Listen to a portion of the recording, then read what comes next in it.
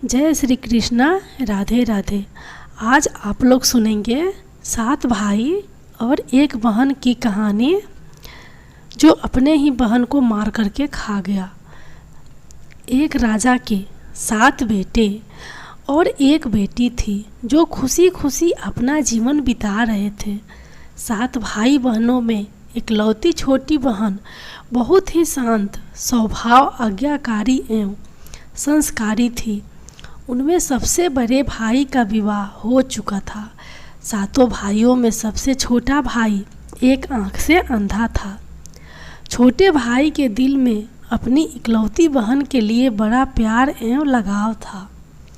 एक दिन बड़े राजकुमार अपनी पत्नी और अपने छोटे भाइयों को साथ लेकर अपने खेतों में काम करने चले गए।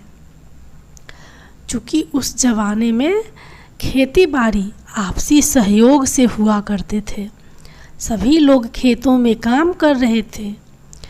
सभी लोग खेतों में काम करने जाने से पहले अपनी छोटी बहन को खाना बनाने का आदेश देकर घर से निकलते हैं।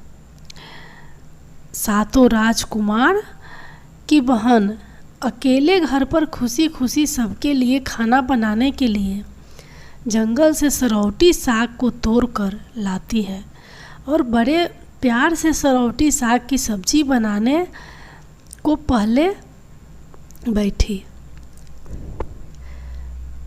सब्जी, फल आदि काटने का औजार से साग को काटने लगती है। इसी दौरान वह अपनी उंगली भी काट बैठती है और रक्त की एक तेज धार निकलने लगती है, जिससे उसका पूरा हाथ खून खून हो जाता है। तब राजकुमारी सोचने लगती है कि क्या करूं?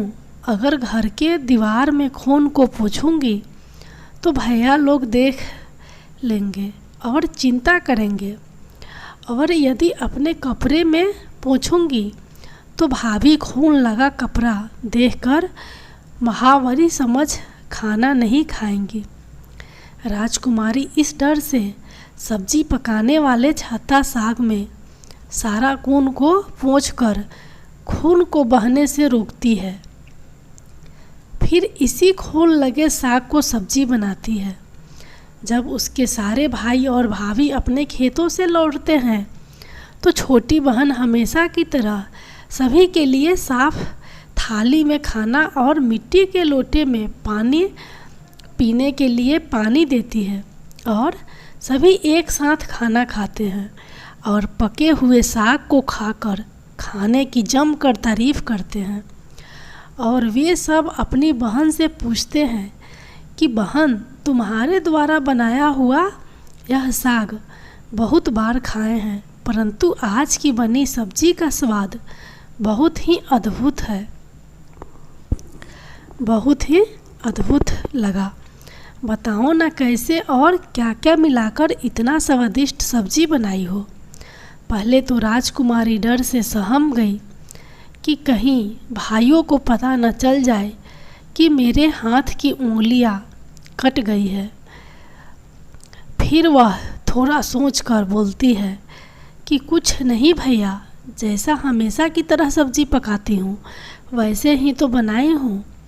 राजकुमारी अगले दिन 7 भाइयों के अनुरोध पर फिर से एक बार वही छाता साग की सब्जी बनाती है, परंतु भाइयों को पिछले दिन के जैसा स्वाद नहीं मिलता। फिर ऐसा ही अनुरोध 3-4 बार हुआ, लेकिन खून लगे साग का स्वाद उनके मन मस्तिष्क से उतर ही नहीं रहा था। असलियत जानने की जिज्ञासावश 7 भाई और भाभी ने उससे उस दिन के खाना बनाने का तरीका जानने का जिद करने लगे। मजबूरन राजकुमारी को सारी घटना बतानी पड़ी। सच्चाई मालूम होने पर 5वां भाई, जो बहुत ही लालची किस्म का था, उसने बाकी भाइयों से कहा कि बहन का खून इतना स्वादिष्ट लगा तो इसका मांस कितना स्वादिष्ट होगा।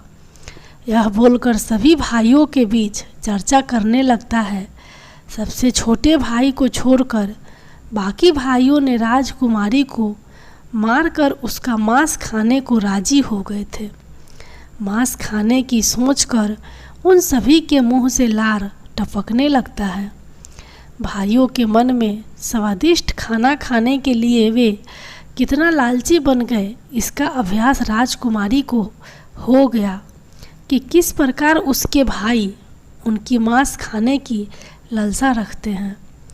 एक दिन सातों भाई शिकार खेलने के बहाने राजकुमारी को लेकर घने जंगल में लेकर जाते हैं, जहां पूर्व से निर्मित 4 केंद्र के वृक्षों पर बने मचान के नीचे पहुंचते हैं, जिस पर अपनी बहन को यह झूठ बोलकर चढ़ने के लिए बोलते हैं कि इस मचान पर जंगली जानवर तुम पर हमला नहीं कर सकेंगे।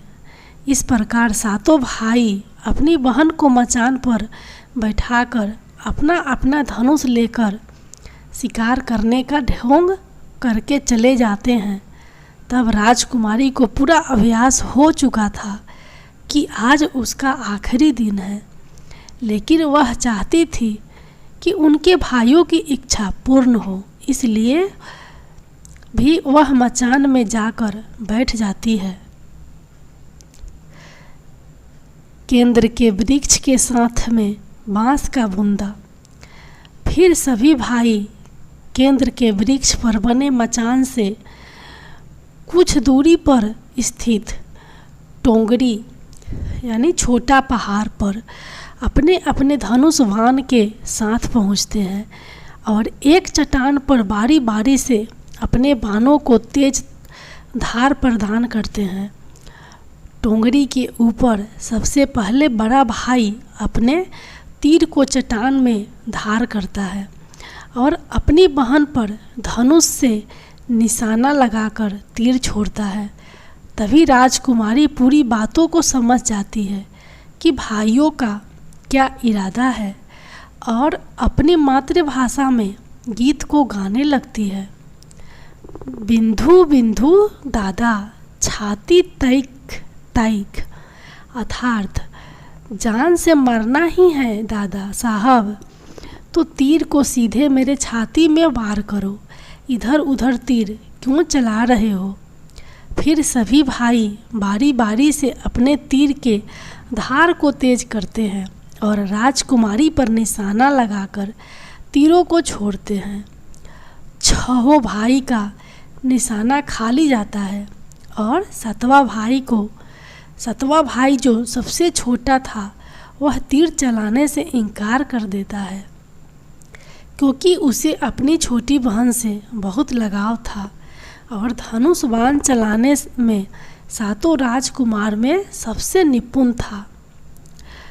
राजकुमारी जानती थी कि उनके 7 भाइयों में सबसे छोटा भाई दादा बाकियों की तरह लालची नहीं है। 6 भाई छोटे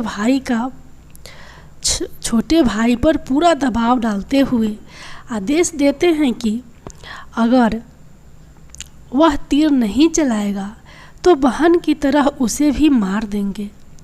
फिर छोटा राजकुमार उदास मन के साथ तीर को थोड़ा ही धार कर दूसरी दिशा में तीर को छोड़ने की कोशिश करता है और तीर को धीरे से छोड़ता है। राजकुमारी हर बार की तरह इस बार भी वही गीत गाती है। बिंदु बिंदु दादा छाती तैक तैक। इतने में छोटे भाई का तीर सीधे राजकुमारी के सीने को भेद देता है और राजकुमारी की आत्मा शरीर से अलग हो जाती है और उसकी आत्मा उसी स्थान पर भटकने लगती है। तभी वह देखती है कि उसके शरीर का मांस खाने के लिए उसके भाई कैसे लालच करते हैं और सबसे छोटे राजकुमार को ज़बरदस्ती मार पीट कर उसके शरीर को काटने का आदेश देते हैं। बहन के मांस को पकाने के लिए बहुत सारी सूखी लकड़ी लाने के लिए छोटे राजकुमार को जंगल भेजा जाता है। छोटा भाई जंगल में खोज खोज कर ढेर सारा लकड़ी जमा करता है और सोचता है कि कैसे इतना सारा लकड़ी को ले जाऊंगा। दादा जो रस्सी दिए हैं वो भी 7 टुकड़ों में दिए हैं। उन्हें जोड़ने पर भी यह रस्सी इन लकड़ियों को नहीं बांध पाएगा। देर होने के डर से राजकुमार उदास होकर रोने लगता है और उसके आंखों से आंसू धरती में गिरने लगता है। वह अपनी बहन को याद करके रो ही रहा होता है कि तभी एक नाग देवता वहाँ आते हैं और पूछते हैं कि क्यों रो रहे हो राजकुमार। वह इधर उधर देखता है किंतु कोई भी नज़र नहीं आता है। फिर राजकुमार को नाग देवता दिखाई देते हैं और राजकुमार नाग देवता को अपनी पूरी आप बीती सुनाते हैं। फिर नाग देवता उसे कहते हैं कि मैं लकड़ी में रस्सी की भांति लिपट जाता हूँ और तुम जैसे ही लकड़ी वहाँ रखोगे तो मैं धीरे से निकल जाऊँगा। और राजकुमार ऐसा ही करते हैं। सभी बड़े भाई यह देखकर चकित रह जाते हैं कि कैसे उनका छोटा भाई रस्सी के 7 टुकड़े होने के बावजूद भी जंगल से इतना सारा लकड़ी लेकर आता है। तत्पश्चात वे लोग अपने छोटे भाई को पानी लाने के लिए एक घड़ा में 7 छेद कर भेज देते हैं। छोटा राजकुमार पानी लेने के लिए एक हांडी छोटा कुआं में जाता है और घड़े में पानी भरता है, परंतु उसमें छेद होने के कारण सारा पानी गिर जाता है और राजकुमार वहीं बैठकर सोच सोचकर रोने लगता है कि बिना पानी के वापस जाऊंगा तो बड़े भैया लोग मार पीट करेंगे। यह सारी घटना को दारी के मेढक, केकड़ा और मछली सुन व देख रहे थे और वे तीनों राजकुमार को रोता देखकर पूछते हैं कि क्यों रो रहे हो। फिर राजकुमार उन्हें अपनी आप बीती को विस्तार से बतलाता है और कहता है कि मैं अपनी प्यारी बहन के शरीर का मांस कैसे खा सकता हूँ, नहीं खाऊंगा तो बड़े भैया लोग मार पीट करेंगे। तब मेढक कहता है कि तुम परेशान मत हो, हम सब मेढक घड़ा के छेद में चिपक जाते हैं। फिर मछली और केकड़ा बोलते हैं कि तुम हमें लेकर चलो, तुम्हारे भाई जब राजकुमारी के मांस को खाएंगे तब तुम मछली को खाना और जब वे हड्डी को खाएंगे तब तुम केकड़ा को खाना। बड़े भाइयों को शक नहीं होगा। फिर राजकुमार ने बिल्कुल वैसा ही किया जैसे केकड़े और मछली ने कहा था। रात को जब राजकुमारी का पका हुआ मांस खाने को परोसा गया तब बड़े भाइयों से छुपाकर वह मांस दीमक के टिल्हे में डाल देता है और समय बीतने पर वहाँ बांस का एक बड़ा बूंदा उगता है। इस घटना के वर्षों बाद एक भीख मांगने वाला जोगी उसी बांस सौदा के पास से गुजर रहा था और वह सुंदर सुंदर बांस के बूंदा को देखकर सोचता है कि अगर इतने सुंदर बांस से केंदरा बनाया जाए तो कितना सुरीला धुन निकलेगा। उसी क्षण बांस से आवाज़ आती है, ना काट काट रे जोगी, ई तो लागे भैया रोपल बांस। जोगी फिर भी बांस को काटता है। जोगी इसी उद्देश्य से एक मोटा बांस का टुकड़ा काटकर ले जाता है कि इस बांस का आवाज़ इतना सुंदर है, यदि केंदरा बनाएंगे तो कितना मधुर आवाज़ निकलेगा। और जोगी इस बांस से एक सुंदर केंदरा का निर्माण करता है। इस केंदरा से इतनी मधुर ध्वनि निकलती है कि जोगी जहाँ जहाँ भी इसे बजाता है इसके ध्वनि से लोग मंत्रमुग्ध हो जाते थे। एक दिन जोगी घूमते घूमते बड़े राजकुमार के घर पहुँचता है और अधिक धन के लालच में जोगी जोर जोर से केंदरा बजाना शुरू करता है, परंतु इस बार केंदरा का मीठा सुरीला स्वर कर्कश हो जाता है और जब भी जोगी कुछ नया धुन बजाने की कोशिश करता है, बार बार एक ही धुन निकलता है, ना बाज रे केंद्रा, ई तो लागे मोरे दुश्मन का घर। बार बार यही धुन निकलने पर बड़ा राजकुमार मार पीट कर जोगी को अपने घर से भगा देता है। ऐसे ही घूमते घूमते जोगी हर भाई के घर जाता है, लेकिन हर भाई की भांति वही धुन ना बाज रे केंद्रा, ई तो लागो मोरे दुश्मन का घर बजता है। यह धुन सुन सारे भाई जोगी को डांट कर भगा देते हैं। सबसे अंत में जोगी छोटे राजकुमार के घर पहुंचता है। छोटे भाई के घर के आंगन में प्रवेश करते ही केंद्रा खुद ही बजने लगता है। जोर जोर से बाज रे केंद्रा, ई तो लागे मोरे छोटे भैया का घर।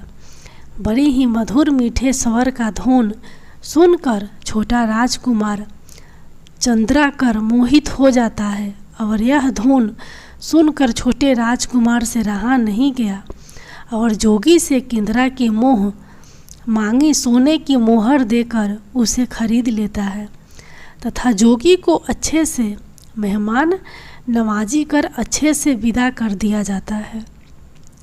धीरे धीरे समय बीतता है और छोटे राजकुमार अपने काम से कुछ दिनों के लिए बाहर जाते हैं। जब वह वापस लौटता है तो देखता है कि उसका कमरा बहुत सुंदर ढंग से सजा हुआ है और घर के सारे बर्तन अच्छे तरीके से रखे हुए हैं। तब छोटा राजकुमार सोचता है कि हमेशा मेरे कमरे की साफ सफाई घर के नौकर करते हैं, लेकिन कभी भी इतना सुंदर सजाया नहीं गया है। फिर राजकुमार अपने नौकरों से पूछताछ करते हैं कि मेरे कमरे को इतना सुंदर किसने सजाया है। नौकरों के मना करने पर राजकुमार सोचते हैं शायद कोई भाभी आई होगी और मेरे कमरे को सजाकर चली गई होगी। जब भी राजकुमार घर से बाहर काम के लिए जाते, यही घटना हर बार देखने को मिलती और लगातार होने के कारण राजकुमार के मन में जानने की जिज्ञासा उमड़ने लगी कि आखिर मेरे घर को इतने सुंदर ढंग से कौन सजावट करता है। वह अपने भाइयों तथा भाभियों से भी पूछता है और वे लोग भी सजावट करने की बात से साफ मना कर देते हैं। एक दिन राजकुमार सच्चाई पता लगाने के लिए किसी काम का बहाना कर बाहर जा रहे हैं। बोलकर निकलते हैं और छुपकर पुनः वापस आकर अपने कमरे में रखे खजूर के गोल मोड़े हुए चटाई के अंदर छुप जाते हैं। कुछ समय इंतजार के बाद राजकुमार देखते हैं कि एक खूबसूरत सी लड़की केंद्रा से निकलकर कमरे के अंदर आती है और सारे कमरे की साफ सफाई कर वापस उसी केंद्रा में समा जाती है। यह देख राजकुमार की आंखें खुली की खुली रह जाती है। चूँकि उस लड़की की शक्ल राजकुमार की छोटी बहन के जैसी ही होती है। राजकुमार अगले दिन फिर से एक बार उसी प्रकार छुप जाते हैं और जैसे ही वह सुंदर लड़की पूरे कमरे की साफ सफाई का काम ख़त्म कर वापस केंद्रा में जाने वाली होती है, तब छोटे राजकुमार उस लड़की का हाथ पकड़ लेते हैं और तुरंत केंद्रा को जला देते हैं, जिसके बाद वह लड़की हमेशा के लिए मानव रूप में परिवर्तित हो जाती है और दोनों भाई बहन खुशी खुशी अपना जीवन जीते हैं। आज भी हर गांव में आषाढ़ी पूजा के दिन बकरा कटता है और पूरे गांव के घरों में प्रसाद स्वरूप बकरा का मांस खाया जाता है और सतबैनी नामक पूजा स्थान पर वहीं सिरौटी का साग को चढ़ाया जाता है। दोस्तों, ये सच्ची कहानी है। ये कहानी कैसी लगी कमेंट बॉक्स में ज़रूर बताइएगा और थोड़ी सी भी अच्छी लगी होगी तो कृपया मेरे चैनल को सब्सक्राइब करना मत भूलिएगा। धन्यवाद।